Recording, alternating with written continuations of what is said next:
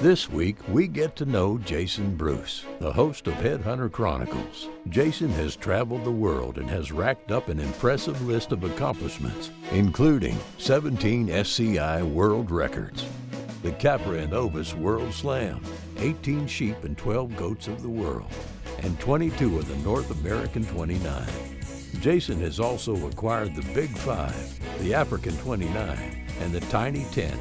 We learn about how his passion started, where it's going, and what drives him to get to the top of the hunting world in this week's episode of Headhunter Chronicles. Who is Jason Bruce? There's never a time in my life that I can remember where I didn't hunt or fish. So, as a kid, we moved around a little bit, so I got to see new places. And I think that's kind of what, drove me to want to hunt all over the world and, just reading stories and different books and stuff like that. And my dad's magazines, there was just so many opportunities in the world to go hunting and fishing. And that's just one of the things that's all I lived for. I mean, I'd get off the school bus in Oklahoma, and as soon as I was off the bus, I was in the woods. When I lived in Texas, I rode my bike home, dropped my bike off, grabbed fishing pole, and I was on the creek. When I should have been out chasing girls, I was out chasing doves and quail and ducks and geese. And it's just, no matter where I lived, I wanted to hunt. And, I remember graduating from high school, and all I wanted to do was duck hunt. And I was begging my dad for gas money and go down and buy steel shot. So it was just one of those things. And then finally, as I started getting older and getting more responsible, and, I realized that I actually liked to work. I liked my job. My dad taught me how to weld, and he taught me how to pipe fit. And I just made one thing lead to another after that, with that type of work. And I kind of started being self-employed when I was 23, 24, somewhere in there. And then from that point on, I was always going hunting somewhere, just trying to make enough money to go bounce around on some kind of adventure.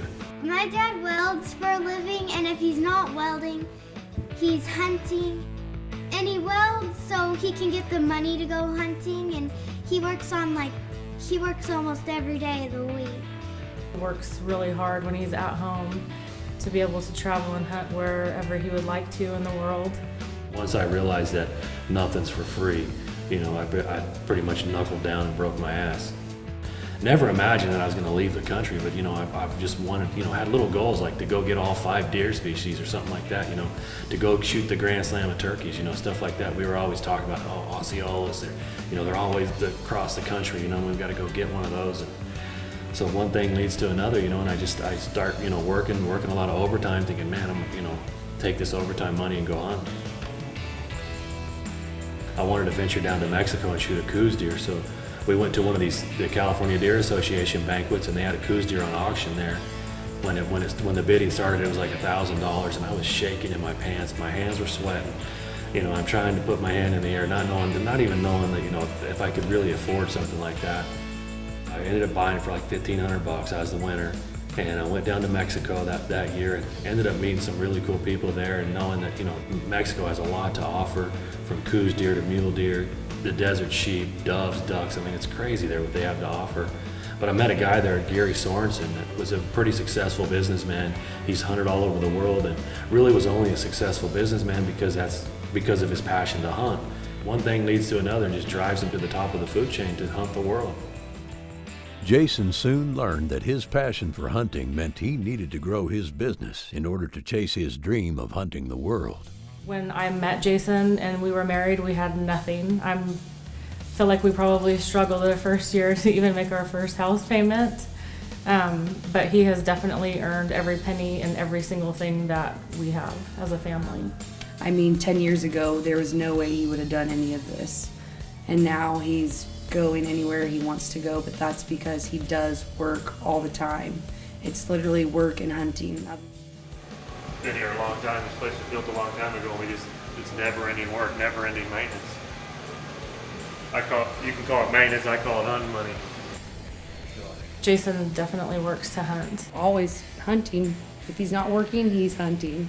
While he's at home working, he's on his phone or iPad continuous all day long, making plans for the next travel. It drives everybody around me crazy because that's all I think about, that's all I talk about. That's all he thinks about 24 hours a day, from the time he wakes up until the time he goes to bed. I do a lot of hunting myself. I just don't know how he does it.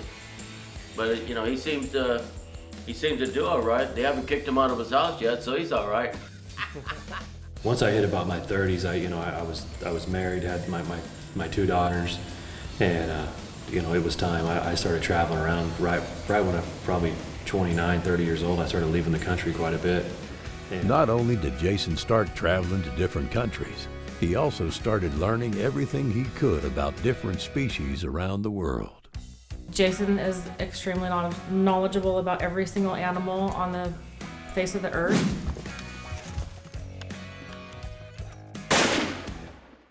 Actually, I know the liberal media, makes us believe that the elephant population is declining, but it's actually growing in countries like Tanzania, Zimbabwe, Mozambique, South Africa, Botswana, Namibia. Huge elephant populations.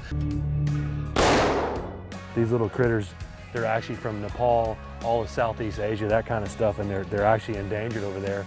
About 250 years ago, they were brought here to England to an estate, to a guy that just wanted them for pleasure. He knows about every single animal that 99% of the people in the world have no idea even exist. These guys are trying to manage something that doesn't really even exist in the wild anymore. There's a few of these left in China, and they're actually just on reserves. They're having a lot of problems there. When they do let them out, they do a lot of crop damage, so the farmers kill them right away. So pretty much they're going to be non-existent to the wild anymore because of farming.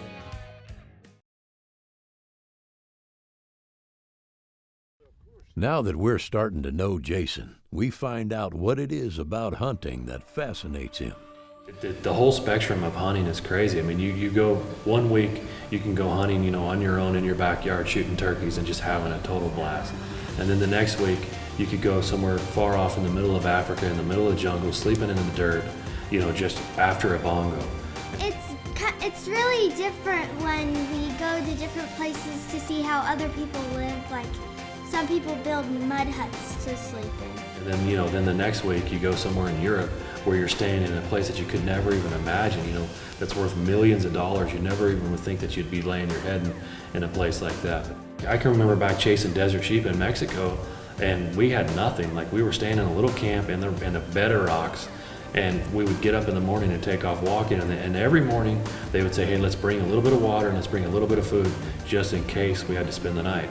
We're so far out in this canyon, and we've spotted a ram, and those guys are like, yeah, it's time to go to bed. And it wasn't the end of the world. I mean, you can miss a meal or two, but it's tough sometimes, It actually ended up turning out to be my Grand Slam ram, my 12th sheep, and it also it makes my Triple Slam, which is because I have 12 of the capper animals. I just had a blast. You got to stay positive. There was times I was laying, in my sleeping bag in the rocks at nighttime thinking, why do I do this? But come morning time, you know why.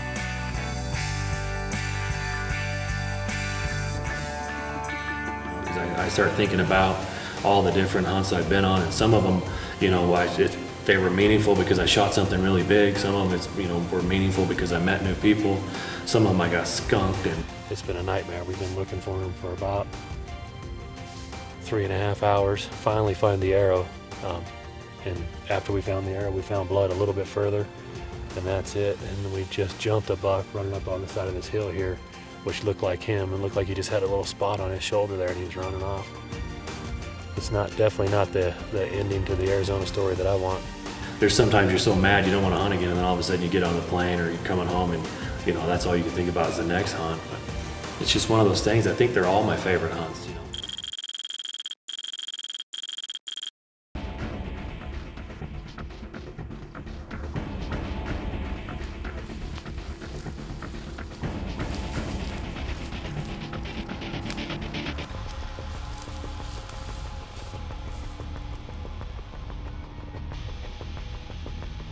This is the biggest predator in the world, the biggest carnivore there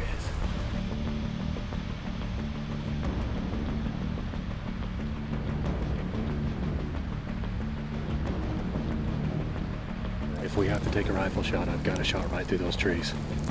Yeah, you see that's a giant bear. That's a giant bear.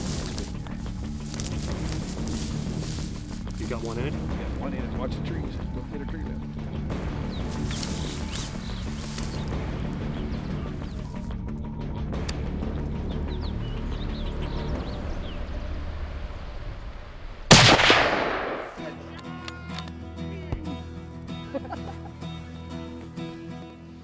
Look at that thing. That's a big teddy bear right there. You just now aren't going to cuddle with him. I'm the only one going to get to cuddle with this one. I think Jason's favorite hunt is the one that he's going on next. That's what that's his answer to everybody. What is your favorite place that you've been hunting? And it's his next travel. Well, once you go to Africa, you know, you go over there for some plains game and you're bouncing around a little bit, shooting different things, and you start thinking about elephants and rhinos and lions, and you start thinking about the big five and how can you accomplish that, you know. You go to these other countries in Asia and you're climbing these mountains and you're after a goat, and you start thinking, well, how can I go after the sheep, you know, and all these different accomplishments there are out there. And I mean, some of them really are accomplished. There's some accomplished hunters out there that have done some pretty extreme adventures. That's what makes it exciting, going after the capra slams and the ova slam. Just something about mountain game. You've got to climb rocks. You got to earn these animals. Headhunter Chronicles still here in Iran. Now we're after Kerman sheep. A question that Jason is asked quite often is, how many species has he acquired in his travels? Oh, I was counting there for a while because I felt, you know, everybody always asks, but I think I got to be around 200 species of the world, and you know, there's 350 or so that are huntable. I've got a friend, Rex Baker. He's like at that 330 mark. I mean, that's incredible. Well, we both scored today on our Esfahan Mouflons here in the Esfahan province. First day here. We've got Rex Baker with us. You know, you do research and you find out about these places, and that's what drives me to go. I mean, I want to go where everybody says you shouldn't or you can't. Then you go there and prove them wrong. Papua New Guinea was crazy. I mean, that was true an adventure, and it was true fun. You know, I remember we had a boat, you know, this little panga boat that had no meaning going 180 miles across the ocean out to some little island to see if there was a deer existing there or not. I mean, we shouldn't have been doing that, to be honest with you. But I mean, I look back now and I'd go do it tomorrow. You know, one of the hunters actually did get one, and we actually found a few horns and antlers from the local people to see what they were. And I wasn't fortunate enough to get one, but I didn't care. It was such an adventure. You know, I caught some fish there. And we went back to the mainland, and I was actually able to get a couple of nice buffalo.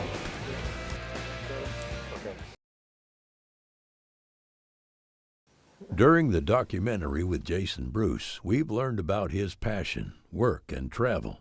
But what most people want to know is how the TV show adventure began. Starting a TV show was pretty much accident, a total accident. I met this guy, and he sent a camera guy on a few hunts that I went on. Like when I went to Uganda, I was one of the first bow hunters to ever go there, and you know, shot the Nile buffalo for the first guy, and I think the only guy to ever shoot a Nile buffalo with a bow and arrow. He would let me know. He's like, so what do you think? You know, you having fun? And it actually did kind of turn into fun. You know, I was like, yeah, I like having a camera here. You know, I like kind of. It's almost like, you know, not only do you have photos, now you've got all the film and footage, you know, that you have for when I'm 80 years old, sitting around some fire, you know, just dreaming about hunting. You know, I mean, I can look back and show kids and grandkids and whoever. You know, I've got all these memories and kind of got my own little, you know, living legend type deal, you know, or whatever you want to call it. This week, Headhunter Chronicles has traveled to New York. We're going to check out Niagara Falls, and then we're going to take off deer hunting in Cobblestone. It's all about Oklahoma. Perfect is after the storm's coming through, the wind's coming directly this way, and we got sheep all around. There's sheep on both sides of it's coming.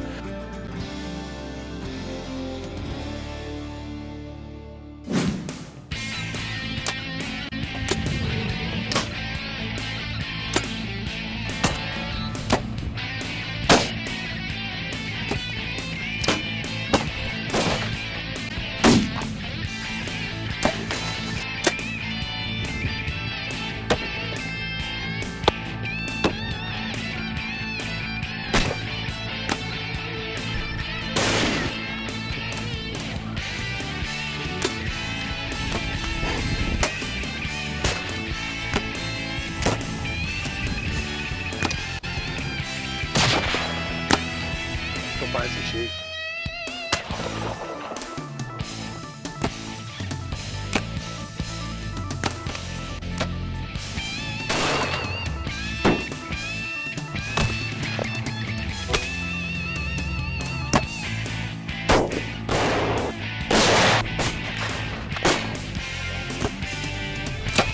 Biggest bull we've ever taken. I like the TV show because my theory is when Jason's gone, we feel like we're with him at home. We're able to watch it because he's not worried about bringing a lot of pictures home. And I want to see everything. I want to see the lodge. I want to see where he ate. I want to see the people. And this way, when it's on film, we have it all. And it's good for the girls. It's pretty cool now with the TV show because you get to actually see him when he goes in for the kill, and then to see that smile on his face. And he usually does a little chuckle with it. It makes me smile and it makes me laugh, and I wish I had a passion like he does.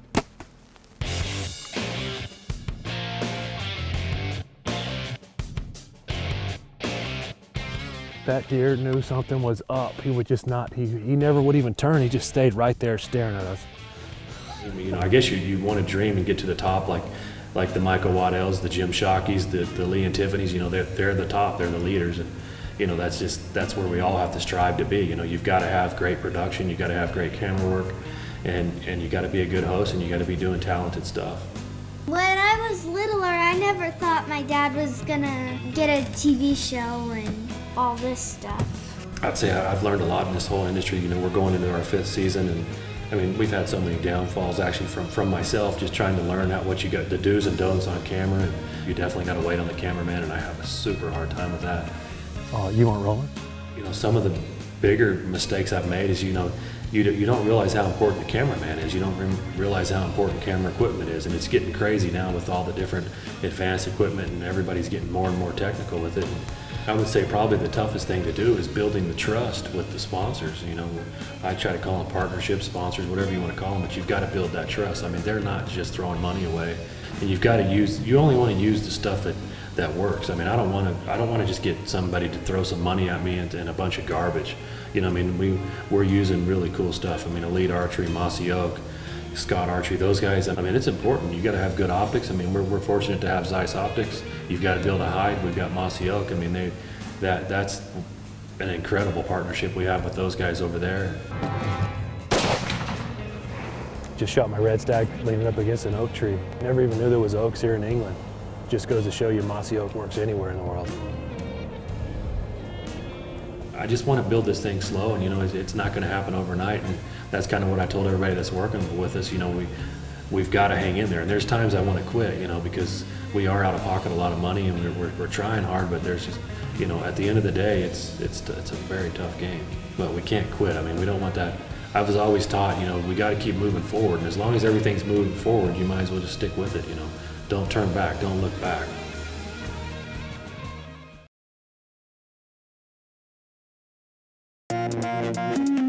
Headhunter Chronicles is brought to you by Zeiss. We make it visible. Epic Broadheads, performance, penetration, and a payday for your taxidermist. Elite Archery, respect the game. Outdoor Edge. Mossy Oak, it's not a passion, it's an obsession. Scott Archery, everyone's #1. CVA, it's just a better gun. Closed captioning is brought to you by Can Cooker. Cater to your crowd. With everything Jason has going on, we have to wonder what his employees think of the TV show. Yeah, I think most of my employees are pretty supportive of my hunting addiction, you know, and they all like to hear about the TV show. They all watch it and that type of stuff because I think they all think it's a little bit funny. And once in a while we film stuff at work and screwing around at work. So now that he's gone, Yeah, now we'll be able to get some things done around here. Well, he does try to tell us hunting stories and crap. they all get to be, you know, wannabe celebrities here once in a, you know, we're all wannabe celebrities. They get to do that once in a while, so it's pretty exciting. But they like the TV show, they like hearing the hunting stories. They're all pretty much all hunters or outdoors type. Like I said, I can't thank Jason Bruce with Headhunter Chronicles enough for the invite. After dealing with work before each trip, Jason always finds a way to bring laughter to every hunting adventure. This morning we were able to see a couple aoudad walking up the mountain. We're going to go back to the same spot and see if we can get it done. Not so fast. Okay. The fog kind of messed us up this morning. Look over and talk. What? Mosquitoes are bad. It's like 12 degrees. I remember one time when we were in Mexico, He knows I'm afraid of snakes. I got up, went to the bathroom, and I was just going there to take a pee. And I looked right down, and there was this big old rattlesnake right there. Here, I jumped out of my pants, man. I screamed and yelled and hollered. And another time we were in Mexico, he put a snake underneath my pillow. It's a little play rattlesnake. A snake underneath my pillow. I wanted to kill that son when he did that. It's gonna creep off before we get a chance to do anything. Was it alive? I didn't check. Here's the trick. See you tonight. I mean, hell, I jumped out of that bed, man. I tell you what, you'd think I was Superman. All joking aside, Jason juggles quite a few different roles, but somehow he makes it all work. No, it's hard, you know, it's hard to start a business and then, you know, have a family and try to hunt around the world and have a TV show, you know, all that kind of stuff adds up. And I think it actually makes you smarter, makes you wiser, makes your brain work every day. At the bottom line, at the end of the day, if it wasn't for hunting and fishing, I'd be a couch potato. I mean, it's all it's about. Next week on Headhunter Chronicles, Jason goes through some of his more exciting hunts caught on film and what he has planned for the future of Headhunter Chronicles. But he's getting closer, and I'm sitting there whispering to Gideon, please don't shoot my lion. Please don't shoot the lion. The lion gets closer and closer, and he starts yelling at the lion. Move it. Move.